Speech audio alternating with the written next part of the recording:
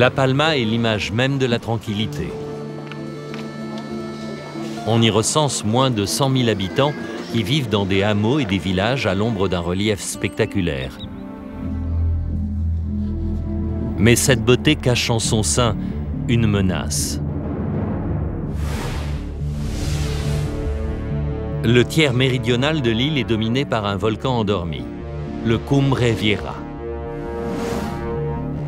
Le Cumbre Vieja n'est pas un volcan comme les autres.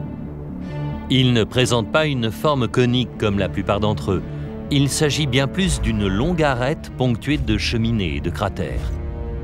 Au premier abord, le Cumbre Vieja, dont la formation est le fruit de plusieurs centaines de milliers d'années d'activité géologique, semble inoffensif. Mais pour nos deux scientifiques, il s'agit d'une véritable bombe à retardement qui pourrait engendrer un méga tsunami. Comment cela est-il possible?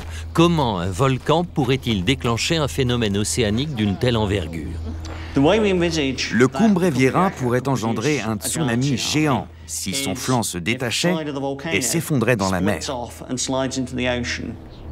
Ainsi, l'élément déclencheur serait un énorme morceau de roche de 24 km de long, 24 km de large et 3 km d'épaisseur. Aujourd'hui, il semble fermement ancré à sa paroi, mais s'il se détache un jour, sa chute sera d'une vitesse phénoménale. Il pourrait tomber à une vitesse de 50 ou 100 mètres par seconde. C'est la vitesse d'un train express. Selon nos deux scientifiques, l'effondrement du Cumbre Vieja serait précédé par des semaines d'éruptions. Le long de l'arête, des cheminées cracheraient des colonnes de fumée noire qui assombriraient le ciel. De la lave s'écoulerait des fissures et dévalerait les pentes abruptes de l'arête en direction de la mer bouillonnante. Le feu se propagerait dans la forêt, mettant à nu les flancs de la montagne. Des tremblements de terre secouraient le sol, détruisant hameaux et villages. Et puis, tout d'abord très lentement, près de 500 km3 d'île se détacheraient. Ainsi naîtrait le tsunami, une montagne d'eau s'élevant à plus de 900 mètres au-dessus du niveau de la mer.